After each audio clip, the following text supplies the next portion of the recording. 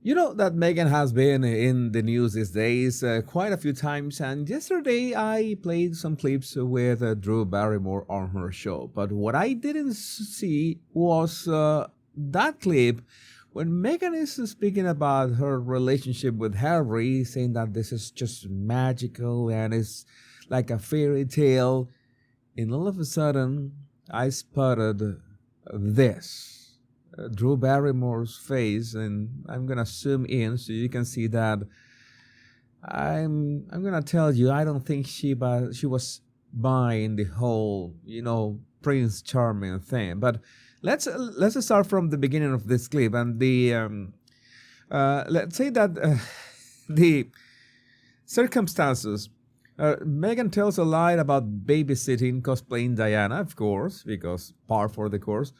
And Drew Barrymore looks like she would much rather be stabbing herself in the eyeballs than listen to Meghan's blatant lies and BS. This is from Meghan's mouth, but the clip is from Drew Barrymore's show. And you know that where we are used to watching Drew Barrymore with, for example, Kamala Harris calling her Momala, or that moment in which she kneeled down with Dylan Mulvaney and was cringe-worthy. But maybe this was way too cringe for her. Maybe she was saying that, okay, maybe I should I don't know, maybe fix the kind of guests that I allow in my show, starting with Meghan. But no, she was not expecting this. And make sure that you pay attention to Meghan's body language, but because that's what we are going to analyze right now. He found you. I mean, look, life is full of surprises. I did not expect to meet H, and for this. All right, remember that she absolutely had, not only Google Harry thoroughly, but she made sure to be like the reincarnation of Diana for him. So saying that, oh yeah, he found you. It was this, hallmarking movie stuff that they just clash on the street, and oh my God, all the notepads and notebooks and all the stuff, and her purse fell into the street, and it was so magical. No, that is so hypocritical of her. He found you. I mean, look, life is full of surprises.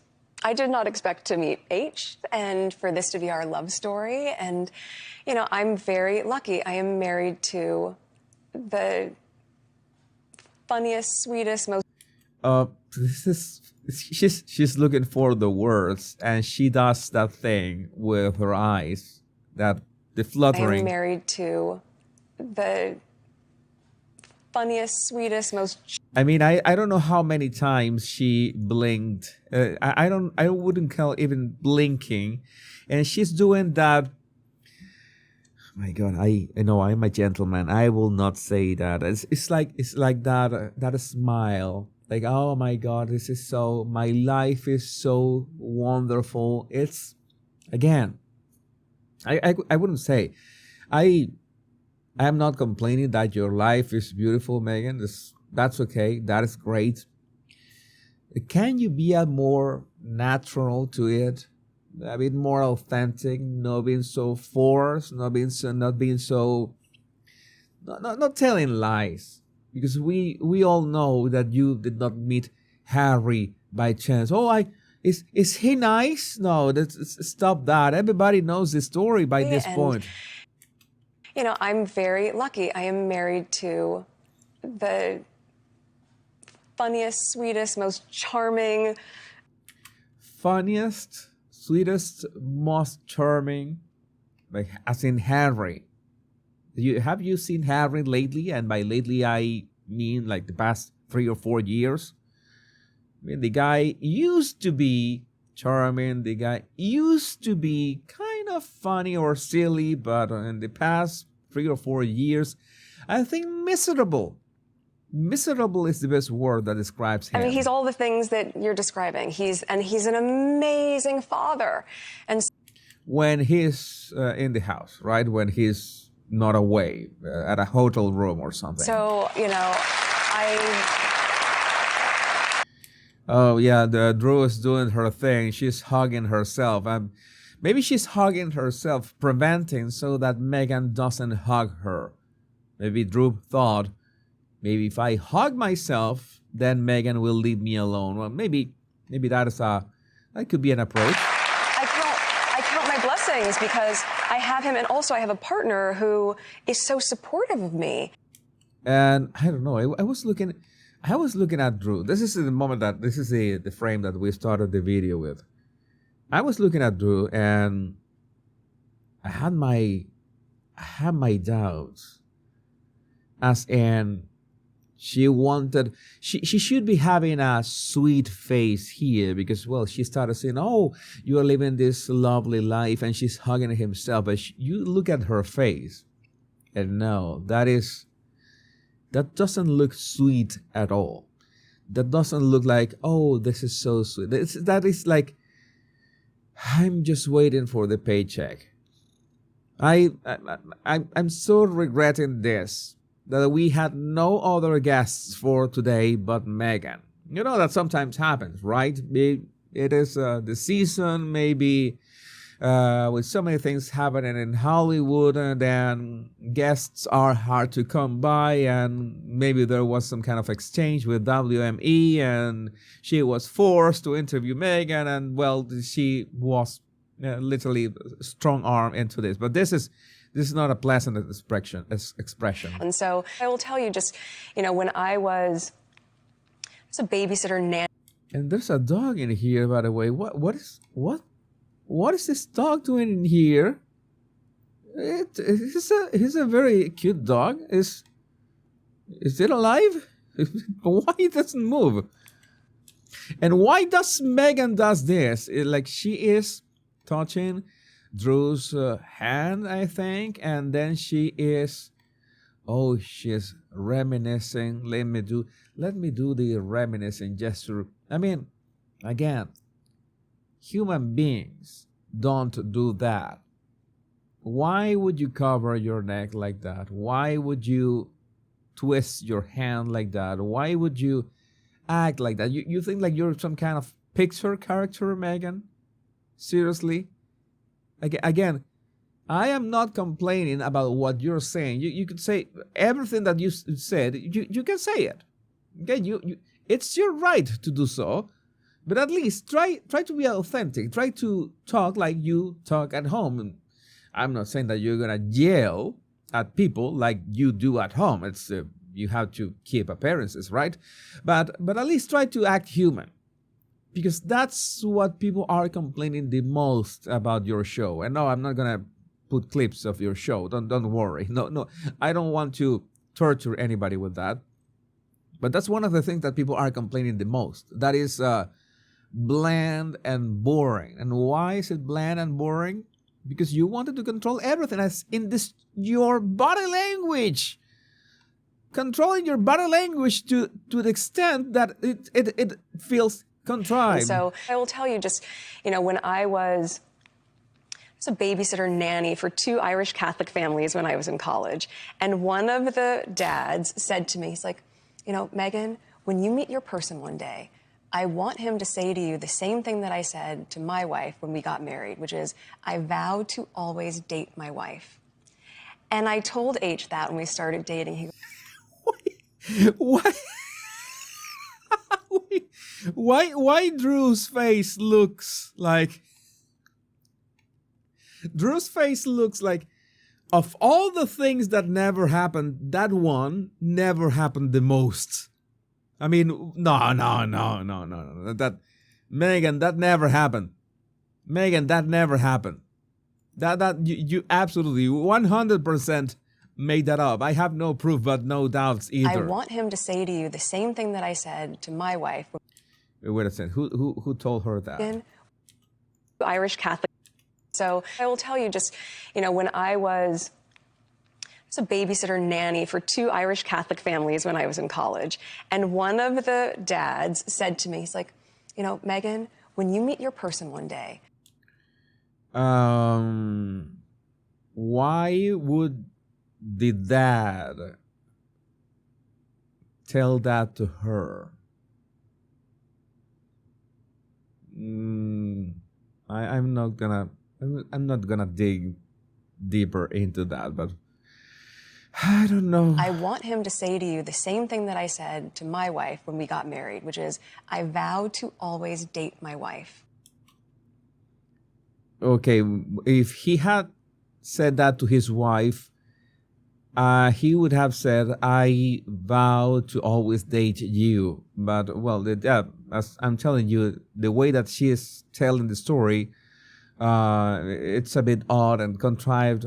Again, no, Megan. This, if you're gonna make things up, if you lack imagination, Megan, you lack imagination. You have to imagine the whole thing. If you imagine the whole thing, if you imagine the guy that never existed, if you imagine the Irish couples that never existed, if you at least imagine them, you can make up things much better because you can use your imagination. I guess that you don't have much imagination, and that's why the show was so stale. To you the same thing that I said to my wife when we got married, which is, I vow to always date my wife. And I told H that when we started dating. He goes, I vow to always date you. All right, you told that to Harry. That is anticlimactic, right? You told that to Harry, and then Harry told you that. How romantic. That is. You even had to control that, right? Since that was not going to come out of Harry in any way, because Harry, no, that is not Harry material. That is not. That was not going to happen from the spare. Then you had to tell him so he could tell you that. How romantic. Yeah, that is so spontaneous. Harry, there's a list of things. I have written this list of things that you have to tell me so you can be romantic. And in the future, if I am interviewed for some kind of lousy cooking show that I will do, I will say that you told me the things that I told you to say to me because somebody else told that to his wife, but I made that up. And just read the list, Harry. Go ahead, read the list. Read it. Go ahead. That's no. This is way too much. I'm having fun. I'm having fun this time for the first time. Yes. So we have this connection, I think, because we're so committed to treating each other the same way you did before you had a ring on it. Does Harry also yell to you? Does he yell back? You yelled at him and he yells back? At least I hope that since your house is big enough, you yell at each other at, I don't know, an area of the house that your kids can't hear you. I hope that you don't yell at each other next to the kids, right? And that would be way too much. That is not good, a good atmosphere for children to grow up. No, that's not a good thing. Before it was locked down, when you're just courting each other and you can see all the good and joy in that butterfly period, and that's, I think, what keeps things really alive. This is way too much. The butterfly period. Oh my God, I'm gonna get diabetes from this. This is way too much. I've seen videos of Meghan, but right now it's like she's exposing herself too much, and she really wants people to think that they have this lovely romance. When they are out there, it's like Harry is all over the place. We have seen them. You don't have to be a specialist in body language, and the thing is that the more they do this, the more you see the expression, all the stuff that happens, especially the body language with each other, in which it's more something that we can acknowledge. Is more the way Meghan clings to Harry. I guess that since Harry represents the titles, that's something that was really disturbing for me. Disturbing is next level. Is the way that she corrected Mindy Kaling in the series, in the show, in which I am Meghan Sussex now. As in, that is her stage name or something. That is her new name. I didn't get that. I mean, I've seen I've heard that. I've seen the reports. I still have my doubts. I mean, I've been busy with some international and politics stuff as well. You already know that. But I heard that and said, is she for real? Is this some kind of joke or something? I am not getting this right. I'm sure that I'm not getting this right. Does she really want people to call her Meghan Sussex? Because you know that I'm not going to do it by any means. No, Meghan Sussex. No, you're not Meghan Sussex. You're Meghan Sussex. Sussex. In all cases, the Duchess of Sussex. You know that she's always been the Duchess of Sussex. As for the Royal Road, for the Royal Road pertains. But could that be that the reports that the royal family is actually going to take their titles away? I don't think so, man. They have their own issues. I think they have. Those are just rumors. My belief is that the royal family are dealing with enough stuff right now, in many ways, and they couldn't care less what Harry and Meghan do. But you know that Meghan insists on the thing, and maybe as a way of securing the title, she calls herself Meghan Sussex now. My name is Meghan Sussex, and by the way, that is the least marketable name like in the history of humankind. It's nothing against Sussex, of course. Sussex is the people of Sussex don't deserve her using that word. That's for sure. Because those words, Meghan Sussex, that the combination is that doesn't go anywhere. It sounds awful. Well, in fact, it's Meghan. It's the character, it's the personality, it's all that she has done. That's the main problem. So she is trying to sell this, and I say, no, this is not it. This is not it. I see many people that say, why do you keep talking about her show? Like she should be starved of attention. Something that Meghan would hate. Oh, I need the attention. Why would you still give her attention? I told you many times that we need to realize, the body language and the attitude and all the manipulation and all those subtle things that Meghan does to sell a story, to sell a narrative, to make it seem like she's something that so far we're pretty sure that she's not.